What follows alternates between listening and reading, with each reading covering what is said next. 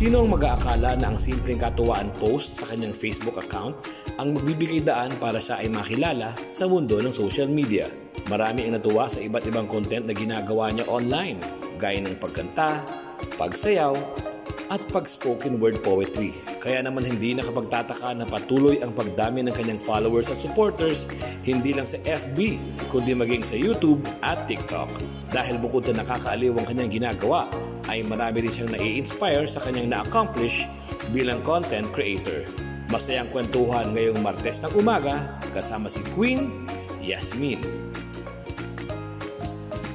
Mga kada, please welcome to Kada Umaga, Her Royal Majesty, Queen Yasmin! O, tila mo naka-crown talaga. Oo nga, iba-iba ba?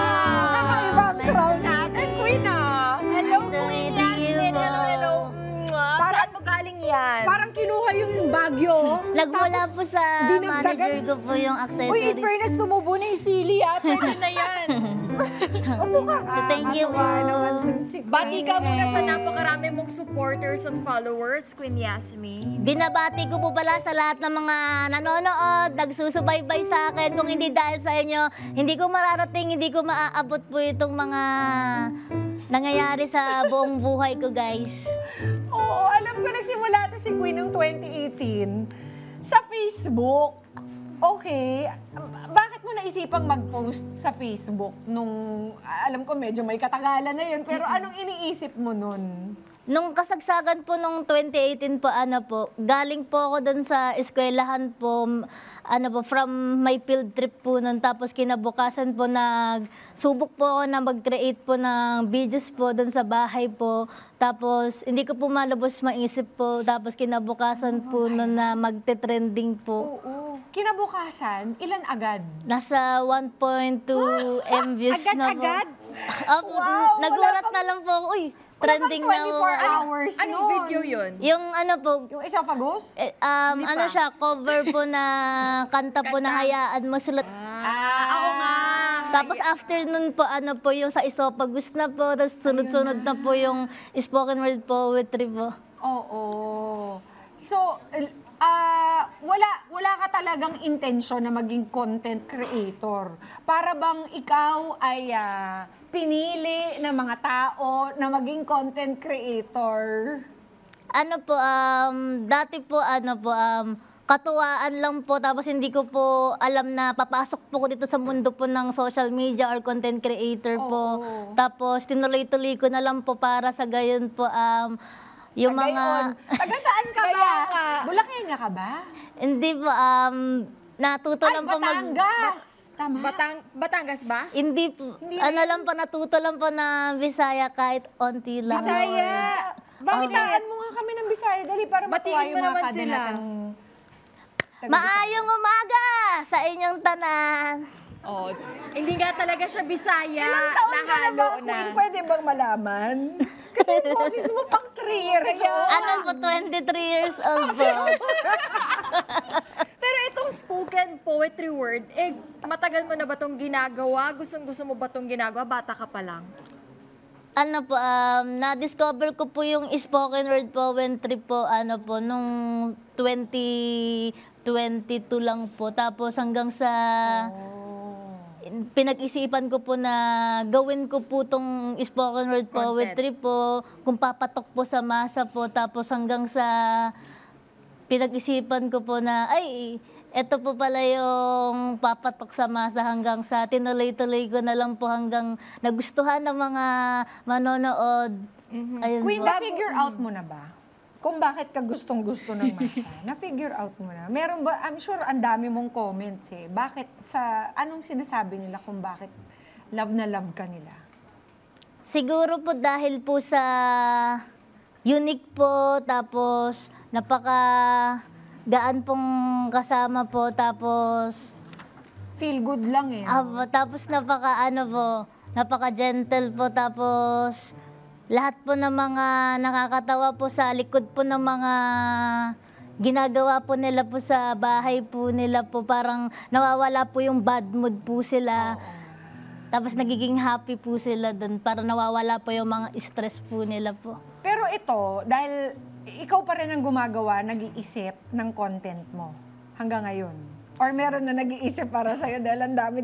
Gano'ng kadalas ka muna mag-upload? Ano po, minsan po, nag-a-upload po ako twice a day po. Minsan po, 3 times a day. Pag naisipan ko lang po, pag may naisip po ako ng mga come-up po na videos po, minsan po, madaling araw po gumagawa po ng mga videos, contents po. Kasi po pagka madaling araw po kasi tahimik po, wala pong ingay po dun sa background po, dun sa video po.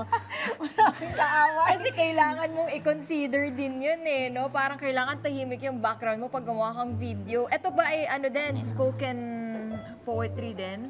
Ginagawa mo? Or iba-iba na? Kadalasan po, mga kanta po, minsan po spoken word poetry po. Pero minsan po ang nagbibigay po ng contents, minsan po, minsan yung manager ko po. May manager ka May na? manager na. Si Kailan ka Queen nagkaroon ng Yasmin. manager? This 2023 lang po. Dahil marami ng mga offer. Opo, kailangan na po kasi po minsan po kasi po binababa po yung mga rates po kaya need na po talaga Tama. po ng Oo. manager. Bigyan mo nga kami ng idea. Magkano na ba kinakita mo sa content creation? Sa YouTube ba? TikTok? Bawal akong magbanggit ng Social media platform. rate. Bawal na nga. Ano? Dati po Kita. I mean Magkano kinikita mo in a month sa tingin mo? 6 figures? 5 figures? Ballpark. dati po mabababa pero ngayon hindi na po katulad nung dati po pero ngayon sobrang taas na po. Umabot Hindi na na 6 digits. hindi na po katulad nung 6 dati. digits, halimbawa, 100,000 a month, ganon. Pwede? Higher? Higher? Lower? Higher po. 200,000! Higher? Lower? Higher. In 1 month? 300,000! Higher? Lower? Yung basta secret. Basta secret. Congrats! Thank you po. Wow! Thank Galing-galing. you. Mamaya pakapi ka ha. Pero ito kasi Queen, alam mo naman natin marami ring sumisikat, pero marami ring mabilis na lalaos. Ano sa tingin mo ang pwede mong gawin para naman mahaba-haba yung matatamasa mong success dito sa ginagawa mo? Habang tayo nasa mundo po ng henerasyon po natin sa social media, hanggat maaari habang tayo nagko-content creator po sa social media po, na side po dapat meron din po tayong pinagkakabalahan kasi hindi naman po natin hawak yung social media hanggang tayo nabubuhay po na kailangan meron tayong separate po, for example po business, kailangan nagbi-business ka din po para meron kang pagkukunan in the first place po kapag need po natin, kapag kailangan po, ayun po. Oo. So, may ano bang business ka na? business mo? Head, ito ba? Ay, po, meron po akong business po na Quinting shop po na shirts and bucket hat po na may tatak lang po na Queen Yasmin po. Dapat pala Very nagdala ka good. para nagpamigay tayo sa mga kada natin. Ay, hindi ko po nadala. Merch, next time. Tahimik daw to sa totoong buhay si Queen. Totoo ba? Apo. Hindi ka talaga madaldal? Kasi po kaya po ako tahimik po sa labas po. For example po dun sa eskwelahan po. Kasi po binubuli po ako dun sa eskwelahan po. Naranasan ko po yung trauma po dun. Pero pag Ba't ka naman, naman binubuli? kung ano po yung pagkukutya po na Talaga? kung ano pong pinagbabato po nila po sa akin. grabe. Kesyo ganito, kesyo ganyan po. Pero pala recite naman po ako sa mga recitation katulad na lang ng periodic table of elements po, ganyan. Tapos ka na mag-aral. Nag-stop po ako, nag-drop out po ako. Hindi ko po tinapos po yung college because of the experience before the bullying, because I lay down to the stairs po. Oh, naku. Tapos after ko po nung tinulak po ako doon sa hagdanan po, pinagtatawanan po ako ng mga senior high school po. Then after that, I go to the guidance office to report that Then, sabi po ng guidance office, sayang naman kung hindi mo ipagpapatuloy, higher grades mo pa naman. Then, sabi ko naman po, ayoko na po, di ko na po itutuloy. Tutuloy ko na lang po yung career para sa pangtustos po ng mga pangangailangan po namin sa araw-araw. Kasi ako na lang po yung inaasahan po, ako na lang po yung breadwinner po. Pero Thank Queen, you. huwag mong hayaan na gawin mo yung balakid sa pagtatapos mo ng pag-aaral. Ikaw na rin nagsabi, 'di ba? Hindi natin pwedeng mag-depend dito sa social media na to forever. So don't let them keep you from finishing your studies, 'di ba? Lipat ka na lang ng school. Oo nga. Tsaka malay mo, Queen Yasmin, kaya ka nilagay dito sa social media platforms, magiging content creator, para mas tumibay ka pa, maging strong. Kasi for sure, marami nagko-comment dyan. Positive, negative, di ba? Ikaw ba, ano bang feeling mo pag merong nagko-comment sa'yo negative? Minsan po pagka may nababasa po ako ng mga negative comments po, minsan hindi ko na lang po pinapansin, hinahayaan ko na lang po. Pero para po sa akin, deep inside po, napakasakit po yun sa akin po. Pero Huwag mo na minsan po, basahin. dineded mo. Hayaan mo na lang sila. Sila ba, nakakolab na ba nila sila Luis Manzano? At kumikita pa sila ng ganun kalaki. At Queen Yasmin lang yan. Thank you. Sino ang pinaka-type mong pinaka-best mong kakolab? Ang pinaka-type ko po si Bakit may ipagkilig, Queen Usap Yasmin? yung mata. Yes, kaya mo yan. Kaya mo yan. Tayo lang din. Si Kuya Prince Clemente po sa Ang Roro haba. Madrid. Sino Magkasama ba po yun? kami dati dun sa Ala, TV. dami. Wala, sino yun? Iba mo lang po. Oo. Si Si Kuya. Kuya Prince Clemente po, nakasama ko po siya dun sa pelikula po. Oh! Narinig ba? Si Kuya Franz. Ay, Prince! Prince pala. Ay, sorry. Ala, tinanong kasi ni Mama P. Nadulas. Wow. Kasi mabait. Mabait, matipuno. Tapos, napaka-gentleman. Ang kanda ng... Yung boses mo, kumakanta ka ba? Kumakanta pa rin po. Sample. Sample, naaliw ako sa boses mo eh. Sige po, kahit ano po. Oo, kanta. kahit ano. Tignan natin baka...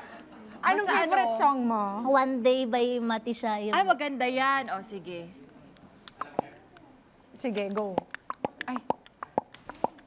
Sometimes I lie another moon, not and God I'm reading. Then I pray, don't take me soon, 'cause I am here for a reason. Sometimes in my thoughts I drown, but it never let get me down. So when I got in with this around, I know someday it'll turn around, because all my life I've been waiting for, I've been praying for the people to say that we don't wanna fight no more, that we no more wants, and that's we're gonna play.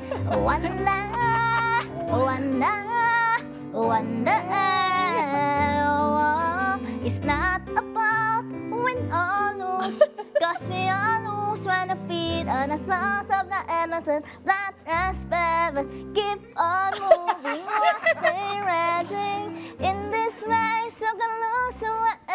No, Aba, may pa-dance ka pa.